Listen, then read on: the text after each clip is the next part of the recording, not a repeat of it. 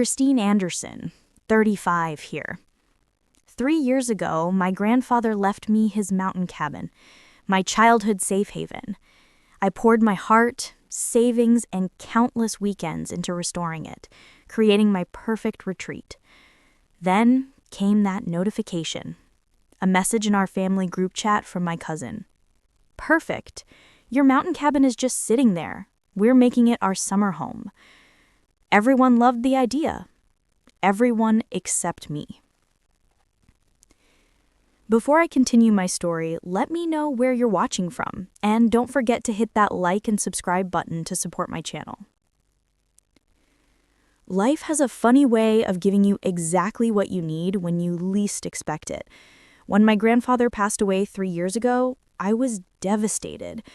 Harold Anderson had been more than just my grandfather. He was my mentor, my confidant, and the one person in my family who truly understood me. While my parents were always busy with their careers and social obligations, Grandpa Harold taught me about self-reliance, creative problem-solving, and finding joy in solitude. I still remember the day the lawyer called me into his office.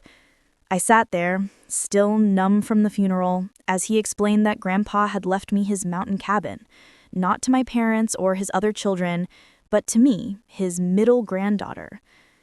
The cabin sat on 3 acres of land nestled in the Blue Ridge Mountains, about 3 hours from my apartment in Charlotte. He was very specific, the lawyer explained. He wanted you to have the cabin because, and I quote, "Christine is the only one who will appreciate it for what it is, not what it could be worth." Those words meant everything to me. As a freelance graphic designer working remotely, I had the flexibility to make use of the cabin, but more importantly, I understood exactly what my grandfather meant. That cabin represented freedom, creativity, and peace, not a real estate opportunity or a source of vacation rental income. The cabin had been my safe haven throughout childhood. Whenever family tensions ran high or I needed to escape my parents' expectations, Grandpa would invite me up to the cabin for weekends. We would hike, fish in the nearby lake, and sit on the porch watching fireflies as he told stories of his youth. Inside those pine walls, I felt accepted for who I was. When I first visited the cabin after inheriting it, reality hit hard. The place needed significant work. The roof leaked in 3 places, the plumbing was temperamental at best, and decades of mountain winters had taken their toll on the exterior. My grandfather had maintained it well into his 70s, but as his health declined in his final years, so did the cabin's condition. Most of my family thought I should sell it. "It's a money pit," my mother warned. "You don't have the skills or resources to fix something like that," my father added. My cousin Allison even suggested I sell it to her husband's real estate development company, for a family discount, of course. But I couldn't sell it. This wasn't just property. This was my grandfather's legacy to me. So I began the long process of restoration. I used nearly all my savings for major repairs, hiring professionals for the electrical work and structural issues. For everything else, I taught myself. I watched countless tutorial videos, consulted with hardware store employees, and made friends with local contractors who offered advice. Every weekend for the first year, I drove those 3 hours to work on some aspect of the cabin. The transformation wasn't just about fixing what was broken. I was making the cabin mine while honoring my grandfather's memory. I kept his hand-carved bookshelf, but refreshed the finish. I preserved the Riverstone fireplace, but added efficient inserts. I updated the kitchen with modern appliances while maintaining the rustic charm of the wooden countertops he had installed decades ago. My family's interest in the cabin waxed and waned during this process. Initially, there were comments about how I was wasting my time and money. Then, as photos of my progress appeared on social media, there were suddenly offers to help. Offers that somehow always involved them using the cabin. I politely declined. This was my project, my sanctuary. My relationship with my family had always been complicated. My parents, both successful corporate attorneys, raised me and my siblings with the expectation that we would always accommodate others, especially family.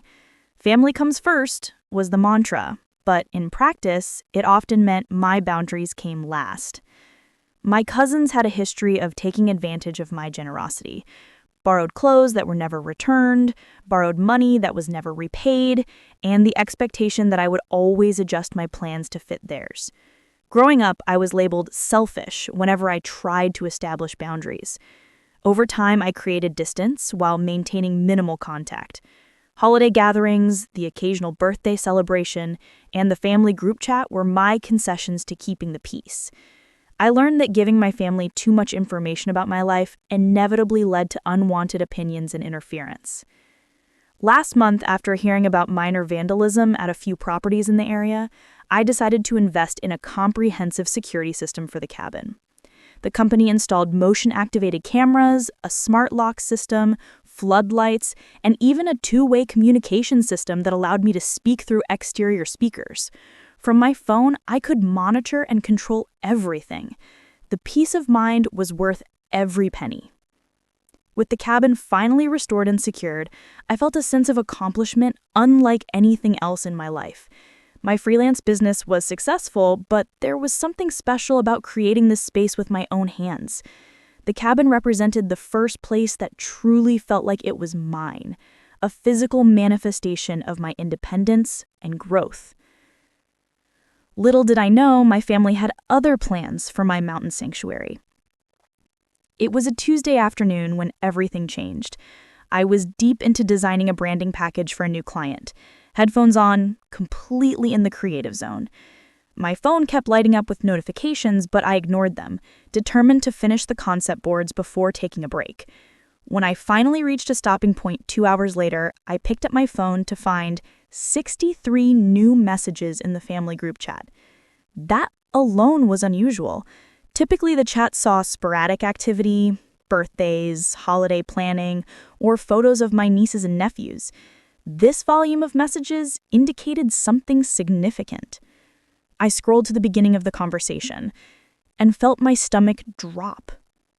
Perfect. Your mountain cabin is just sitting there. We're making it our summer home. The message from my cousin Allison was followed by a string of excited responses. Oh my, that's a wonderful idea. The kids would love it. Uncle Robert, count us in for the 4th of July week. Cousin Thomas, can we bring the boat? Is there lake access? My mother, Christine hardly uses it anyway. It'll be good to see the place full of family again. The messages continued. Families taking different weeks, meal planning, activities, and lists of who would bring what supplies. There were even photos of my cousin's kids with packed suitcases, excited faces pressed together for selfies, captioned, "Mountain, here we come." Several messages included phrases like, "I can't believe we didn't think of this sooner," and "We should make this an annual tradition." One message even noted, "Mom still has the old key from when Grandpa was alive, right?" My heart began to race. My hands trembled slightly as I scrolled through more messages, searching for any indication that someone had thought to actually ask me about these plans.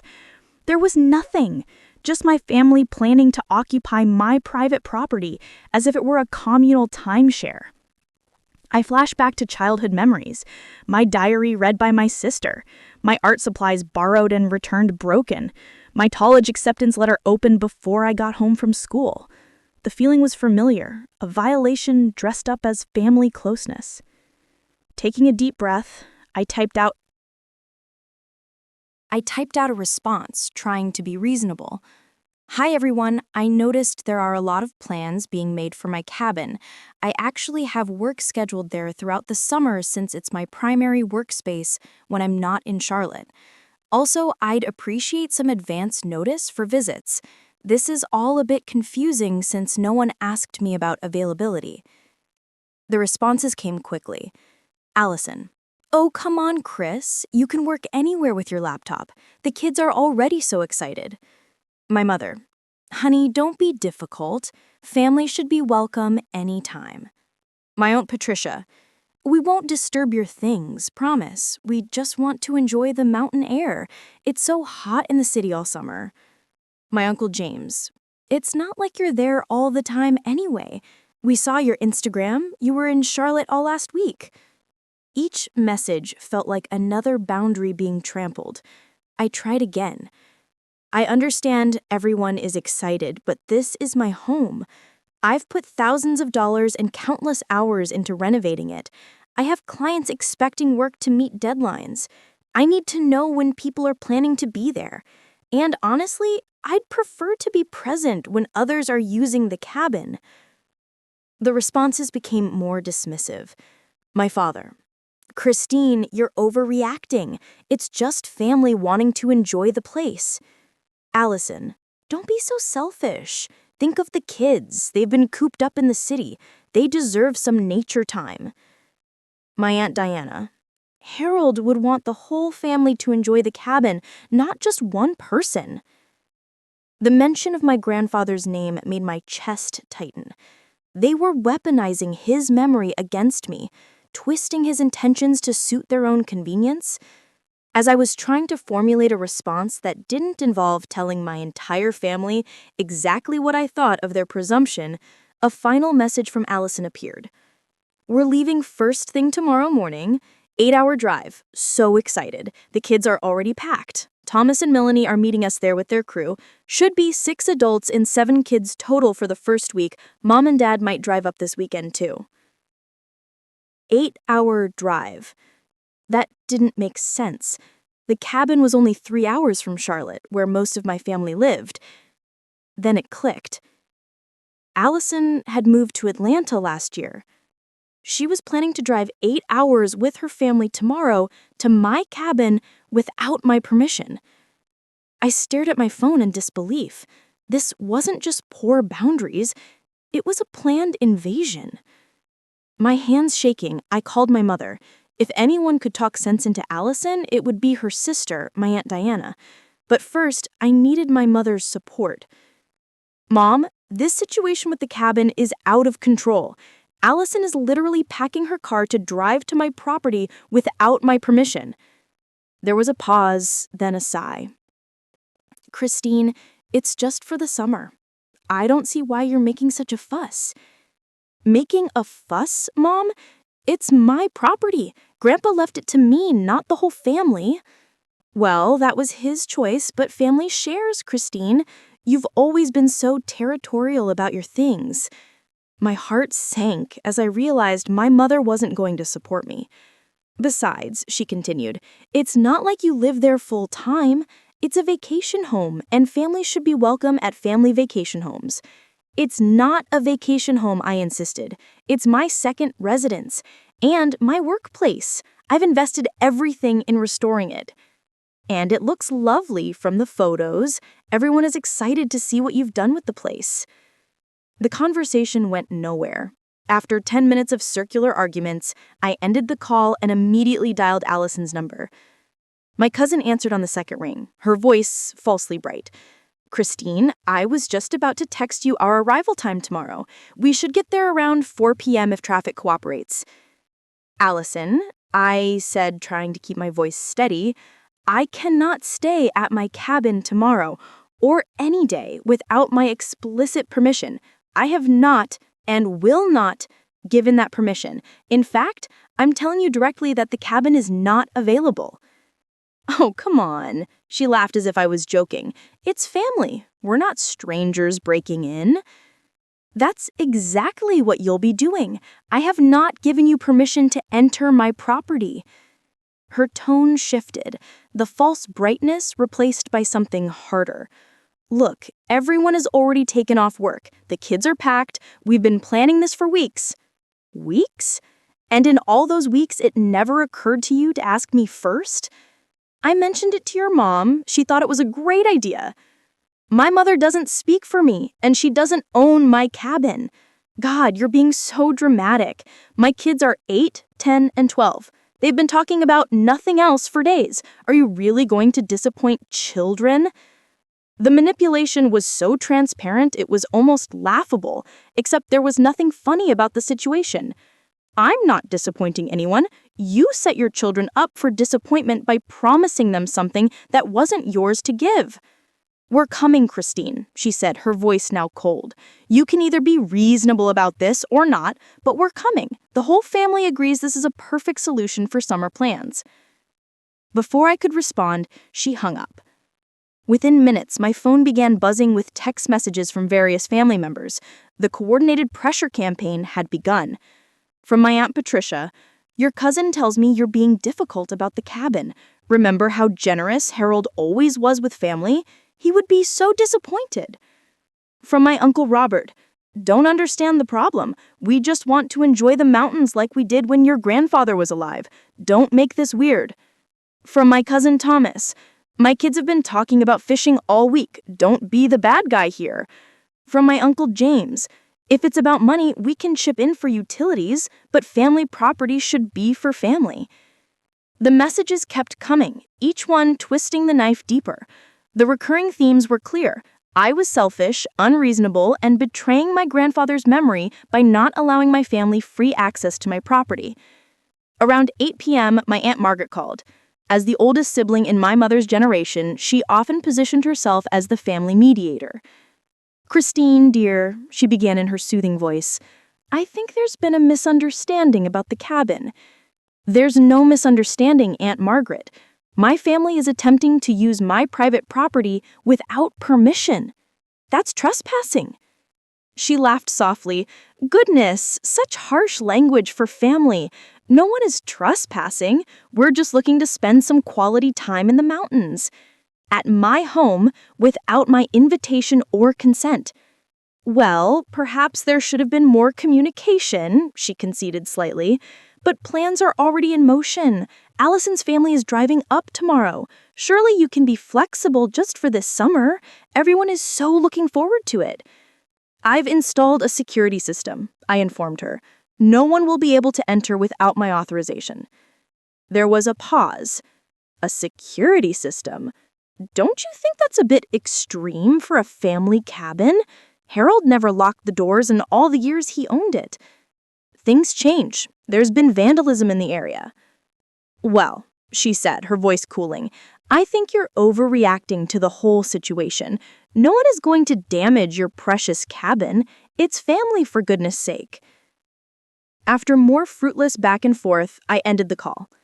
As I scrolled through additional messages from family members, I noticed something disturbing. Several people had referenced specific features of the cabin they were looking forward to, features they couldn't have known about unless someone had shared details. With growing horror, I realized they had been passing around the address and information about my private residence.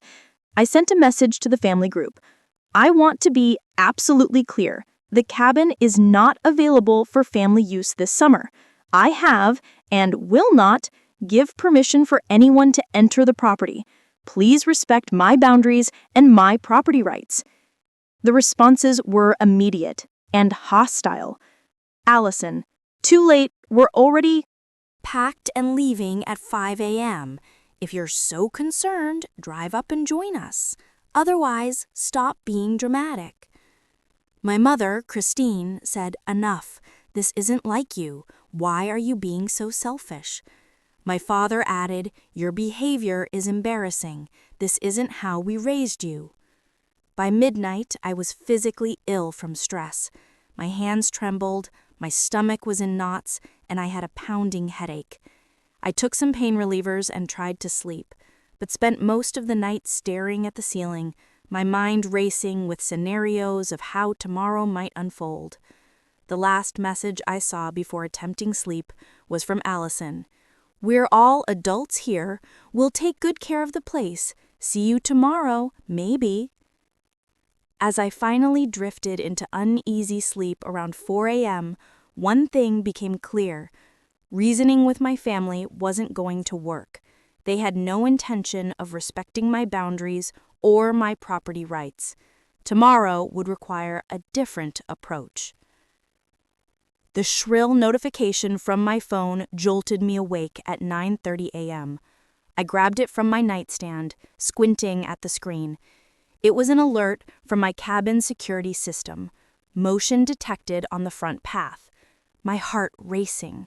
I opened the app, expecting to see a deer or perhaps a delivery person. Instead, I saw a car I didn't recognize pulling up my driveway. Before I could process this, my phone buzzed with a text message from Carl, my neighbor whose property bordered mine. "Your family is arriving with loads of luggage. Quite a crowd. Didn't know you were expecting company. Want me to help them get settled?" I texted back quickly, "Not expected, not invited. Do not help them get in. Call me." My phone rang seconds later. "Christine, what's going on?" Carl's voice was concerned.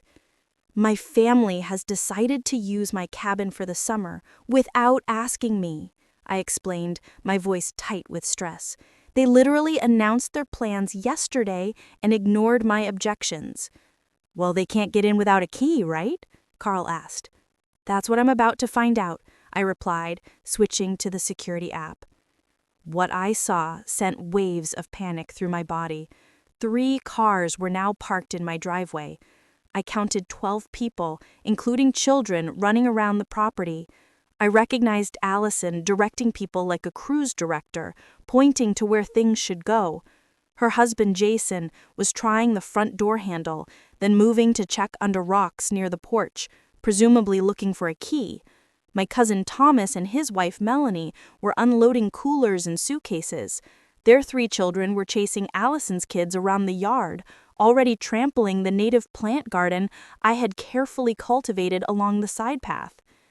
"Oh my God," I whispered, watching this invasion of my private sanctuary unfold in real time. "Christine? You still there?" Carl's voice seemed distant as I focused on the security footage. "They're trying to break in," I said, my voice hollow. "Want me to call the sheriff?" Carl offered. "Not yet. Let me try something first." I watched in horrified fascination as Jason moved around the cabin, trying each window. Most were locked, but he seemed determined. The children had now moved to the back deck, their voices faintly audible through the security system's microphones as they peered through the glass doors into my living room. Allison was on her phone, gesturing animatedly. I wondered if she was calling me, but my phone wasn't ringing. Then it hit me. She was probably calling my mother or Aunt Margaret, trying to get information about how to access the cabin. The sense of violation was overwhelming. My private space, my sanctuary, the place I had poured my heart and savings into, was being treated like public property. My hands began to shake so badly I had to put the phone down for a moment. A flood of memories rushed through my mind. The time Allison borrowed my new sweater in high school and returned it with a cigarette burn. The Christmas when Thomas used my laptop without permission and deleted my college application essay. The countless times my belongings were taken, borrowed, or used without my consent because family shares. My entire body felt like it was vibrating with rage and helplessness. Tears streamed down my face as I picked up the phone again to continue monitoring the situation. That's when I saw Jason examining one of the side windows more carefully. He seemed to be testing if it would open.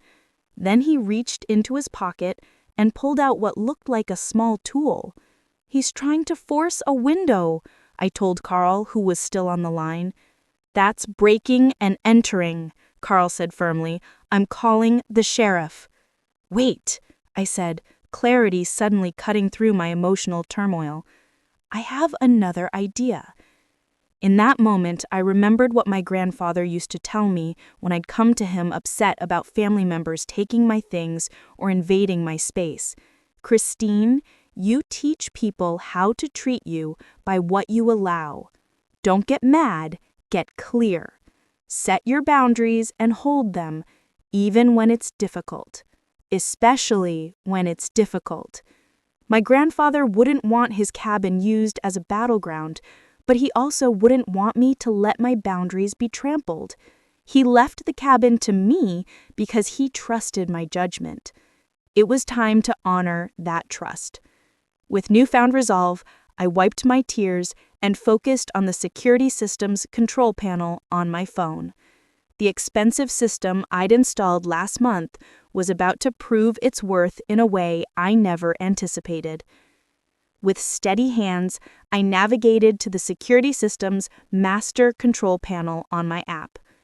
The comprehensive system included motion-activated cameras, floodlights, a smart lock system for all entry points, and an alert system with outdoor speakers. It even featured a two-way communication function that would allow me to speak through those speakers from anywhere. I had never imagined I would use these features against my own family, but their actions had forced my hand. I watched Jason still working at the window, the children running around the property, and Allison directing the whole operation like she owned the place. Taking a deep breath, I activated the system's emergency protocol. Immediately, powerful floodlights around the property blazed to life despite the morning sunlight. An ear-piercing alarm began blaring from multiple speakers strategically placed around the exterior of the cabin. The security system's automated message began playing at high volume. Attention! This is a security alert. Unauthorized presence detected on private property. Local security service has been notified. Please vacate the premises immediately. Through the cameras, I watched the chaos unfold. The children froze, then several began crying, covering their ears against the piercing alarm. The adults spun around, looking for the source of the noise. Jason jumped back from the window he had been attempting to force, nearly falling off the small garden wall he had been standing on. Allison was standing in the center of the driveway, her mouth open in shock, looking up at the nearest speaker. Thomas grabbed his youngest child and pulled her close, scanning the property with wide eyes. Melanie and the other adults began shepherding the children toward the cars. Several neighbors, including Carl, had emerged from their cabins to investigate the commotion. I could see them standing at the edge of my property, watching the scene unfold. It was time to make my presence known. I pressed the button for the two-way communications system and spoke clearly. Attention, this is Christine Anderson, the legal owner of this property. You are currently trespassing on private property. I have not given permission for anyone to enter or use this cabin. You need to leave immediately. The effect was immediate. Everyone froze, looking up at the speakers in disbelief. Allison recovered first, her face contorting with anger as she scanned the property, presumably looking for cameras. Christine, turn this off right now. You're scaring the children. I continued through the speaker system, my voice calm but firm. A security service has been dispatched and will arrive shortly. I have video evidence of attempted forced entry, which is a criminal offense. Please return to your vehicles and leave the property immediately. Jason approached one of the cameras, his face inches from the lens.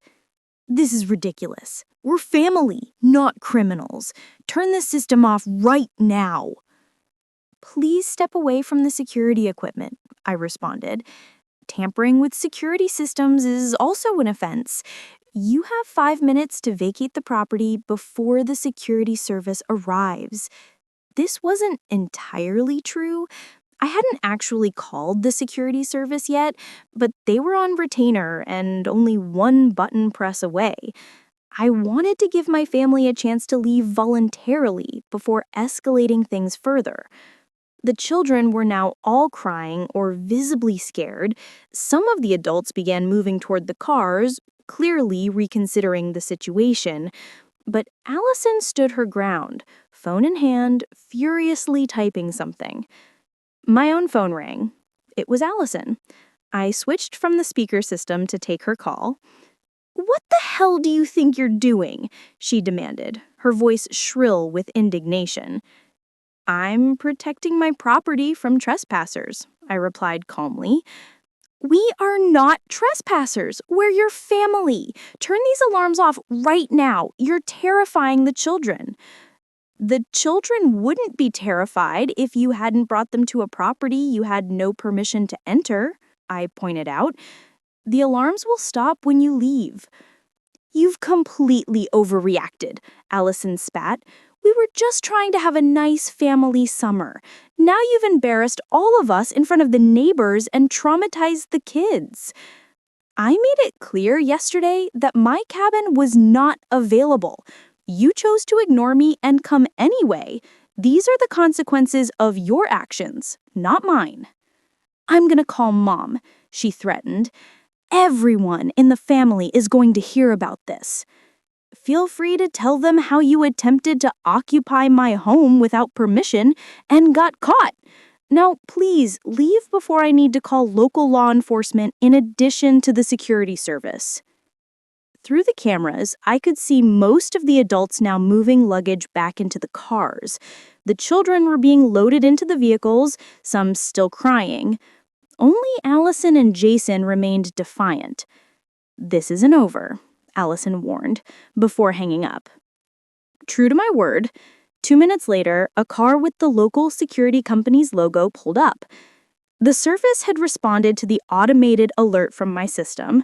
I quickly connected with them through the app to explain the situation. Miss Anderson, we received an alert about possible trespassers at your property, the officer said after I identified myself.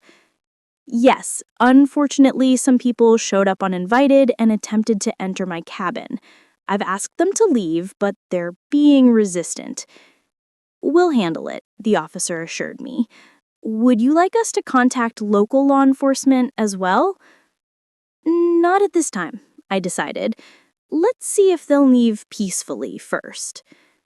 I watched through the cameras as the security officer approached Allison and Jason, who immediately began talking over each other, gesturing wildly.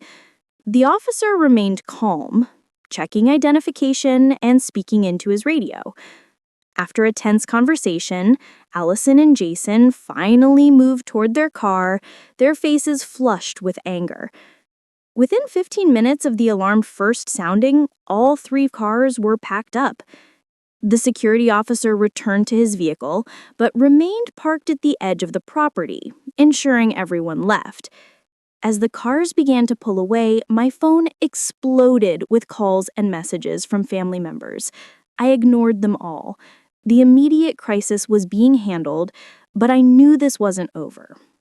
After a brief discussion with the security service, I decided to drive up to the cabin myself. It was a 3-hour drive from Charlotte, but I needed to see the property in person and make sure there was no damage. More importantly, I needed to face the situation head-on. Running away had never been my grandfather's style, and it wouldn't be mine either. As I packed a bag and got in my car, I felt a complex mixture of emotions. The adrenaline that had carried me through the immediate confrontation was fading, leaving me shaky and exhausted. There was anxiety about the confrontation that might await me at the cabin, but underneath it all was a thread of fierce determination. For perhaps the first time in my life, I had stood up to my family's boundary violations in a way that couldn't be ignored or dismissed.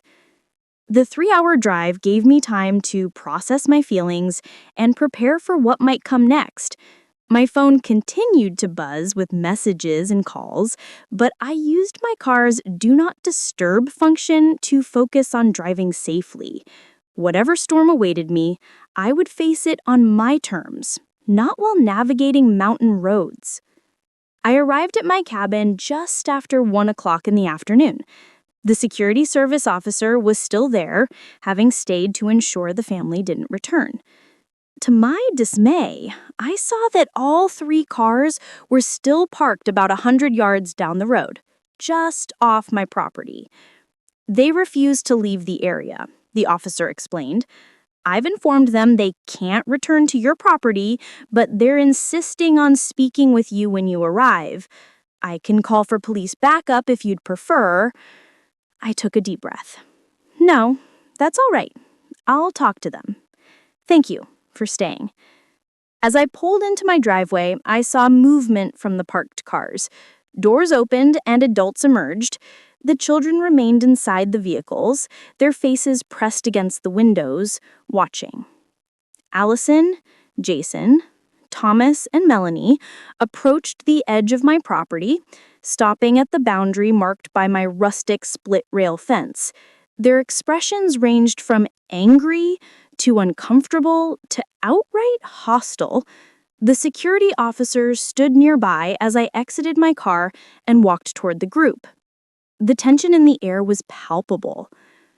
"Christine," Allison began immediately, her voice tight with restrained fury, "I can't believe you would embarrass us like this, calling security on your own family. What is wrong with you? I told you clearly that you did not have permission to enter my property. You chose to ignore me and come anyway."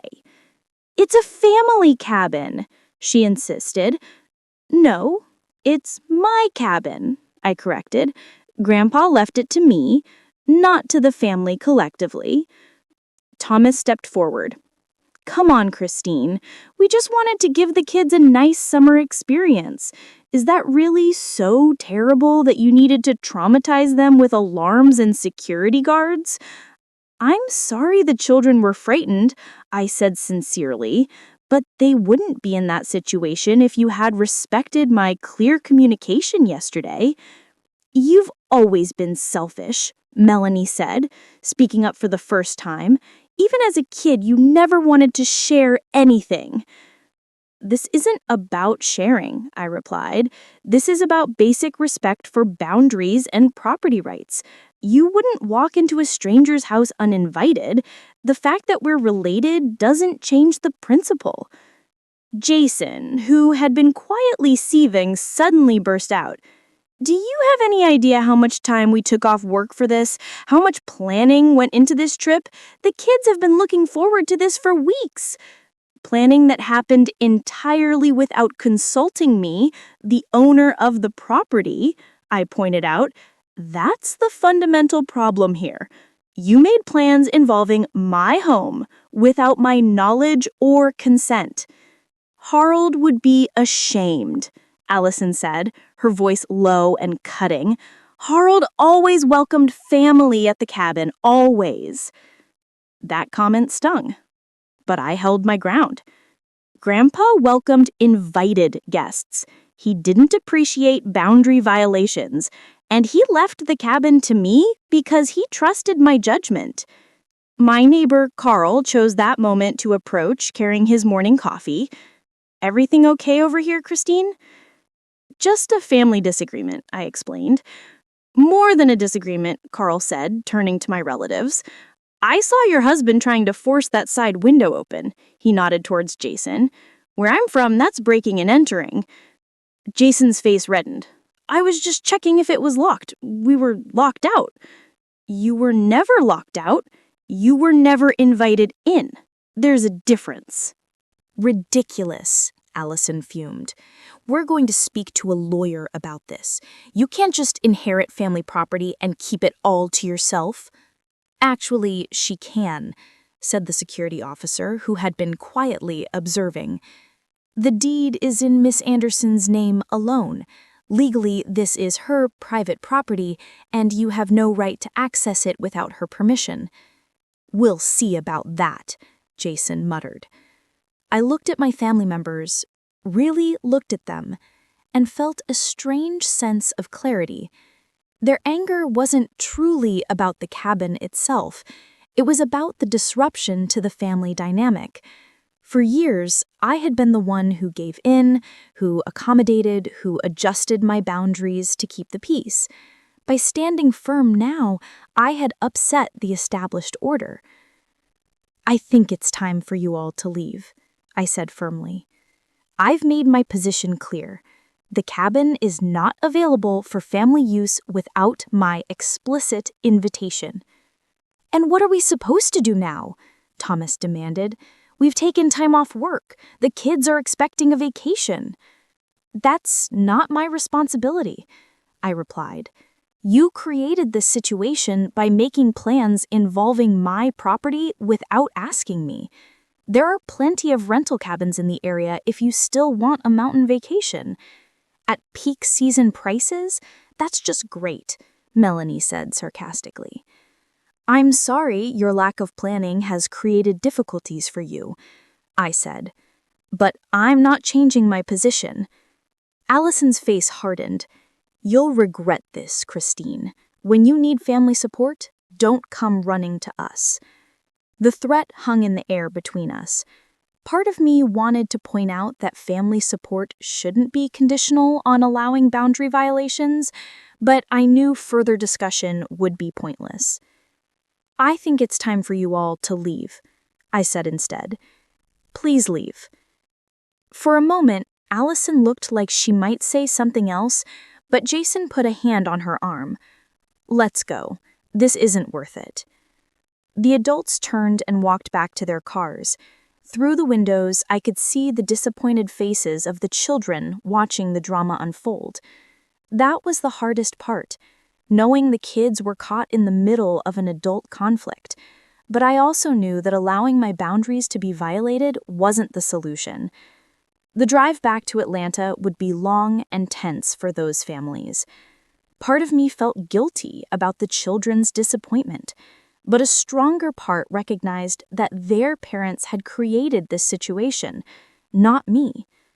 As the cars finally pulled away, the security officer approached. Would you like me to stay longer, Miss Anderson? We can arrange extended monitoring if you're concerned about them returning. No, that won't be necessary, I said, suddenly feeling exhausted. I think they've gotten the message. After thanking the officer and saying goodbye to Carl, I finally entered my cabin. Everything was as I had left it, untouched by the attempted intrusion. The familiar scent of pine and the quiet creaking of the wooden floors welcomed me home. I sank into my grandfather's old armchair, the one piece I had kept exactly as it was, and felt the emotional weight of the day crash over me. Relief that my sanctuary remained intact, pride in standing my ground, sadness that it had come to this with my family, anxiety about the fallout that would surely follow. My phone showed 23 missed calls and over 50 unread messages, most from family members. Their tones ranged from confused to concerned to outright hostile. My mother had called 7 times alone. I put the phone down without responding. Those conversations could wait. For now, I needed time to process what had happened and find my center again. As evening fell, I sat on the porch with a cup of tea, watching the fireflies emerge, just as I had done with my grandfather years ago. The mountains were cast in purple shadow, the air cooling with that particular fresh scent that always made this place feel magical. You did good, kiddo, I could almost hear my grandfather say. Standing up for yourself isn't selfish, it's necessary. In the quiet of the mountain evening, surrounded by the sanctuary I had created, I began to find peace with my decision. The cabin was still mine. My boundaries had been maintained, even if it cost me some family goodwill. Some prices were worth paying. The weeks following what I now call the invasion attempt were challenging. The family group chat fell silent after an initial explosion of messages accusing me of everything from mental instability to criminal behavior. My mother left tearful voicemails about how I had humiliated my cousins and traumatized my nieces and nephews. My father sent a terse email expressing his disappointment in my selfish and immature behavior. I responded to none of it. Instead, I stayed at the cabin for 2 weeks, working remotely and giving myself space to process what had happened. The silence was healing. Each day without family drama felt like a weight lifting from my shoulders, one I hadn't even realized I was carrying. Gradually, individual messages began trickling in from various family members. My younger sister Emily, who had been notably absent from the cabin scheme, reached out first. That sounds intense. For what it's worth, I think they were totally out of line. Grandpa left you the cabin for a reason. Love you. Her simple support meant more than she could know. My cousin Marcus, another family outlier who lived in California and rarely participated in family events, sent a brief message. Heard about the cabin situation. Respect for standing your ground. They'll get over it. Even my Uncle David, my father's brother, who had always been the quiet one at family gatherings, surprised me with a thoughtful email. Christine, while I don't approve of how things escalated with the security system, I want you to know I understand why you felt backed into a corner. The cabin is legally yours, and the family should have respected that. Give everyone time to cool down. These things have a way of settling themselves. These small gestures of understanding helped, but they couldn't erase the larger pattern of boundary violations that had characterized my family relationships for years. After returning to Charlotte, I made an appointment with a therapist who specialized in family dynamics. Dr. Lawson helped me see the patterns more clearly. What you're describing is a family system that doesn't respect individual boundaries, she explained in our second session. Your grandfather seems to have recognized this dynamic, which may be why he left you the cabin directly, rather than making it family property. Everyone keeps saying I'm selfish for not sharing, I told her. There's a difference between generosity and allowing yourself to be taken advantage of. Healthy relationships require mutual respect. From what you've described, your family expects you to accommodate their wishes without extending the same consideration to you. Over the following months, Dr. Lawson helped me develop strategies for maintaining boundaries without unnecessary conflict. We worked through my feelings of guilt and the deep-seated belief that standing up for myself was somehow wrong or selfish. During this time, I also discovered an online community of people with similar experiences. Through a forum dedicated to family relationship challenges, I shared my story anonymously and received an outpouring of support and understanding. My siblings tried to claim our father's house after he left it to me, one user wrote. Standing firm was the hardest thing I've ever done, but it was the right decision. 3 years later, 2 of them have actually apologized. Another person shared, family entitlement is real. You're not crazy for wanting control over your own property. The fact that they attempted to enter without permission says everything about the dynamic. Reading these stories from strangers who understood exactly what I was experiencing provided validation I hadn't realized I needed. I wasn't alone in this struggle, and I wasn't wrong to protect what was mine. As summer turned to fall, I continued my healing process by reclaiming my relationship with the cabin itself. I completed several renovation projects I had been planning, starting with painting the kitchen cabinets. I painted the kitchen cabinets a cheerful blue, something my grandfather would have called impractical but pretty. I replaced the old deck furniture with pieces I had carefully chosen to reflect my own taste, rather than maintaining the status quo.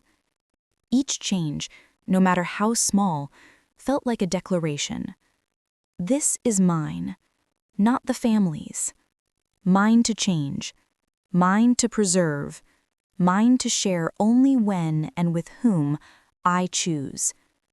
The isolation I had initially feared after the confrontation never fully materialized. Instead, I found myself developing genuine friendships with my cabin neighbors. Carl and his wife, Diane, invited me over for dinner and introduced me to other nearby property owners who respected boundaries and understood the concept of invitation. We've all had family members who think our vacation homes are their vacation homes, laughed Joanna, who owned a cabin about a mile away. That's why most of us don't share our door codes anymore. These new connections were refreshing. Unlike my family relationships, they were built on mutual respect and genuine interest, rather than obligation and history. When I invited a small group over for a cookout on my new deck, the joy of hosting on my own terms was revelatory. These people were there because I wanted them to be, and they had accepted because they wanted to come. No manipulation, no guilt, no expectations beyond a pleasant evening. The contrast with my family's entitled approach couldn't have been starker. By Thanksgiving, the family tensions had cooled somewhat. My mother called to discuss holiday plans without mentioning the cabin incident directly.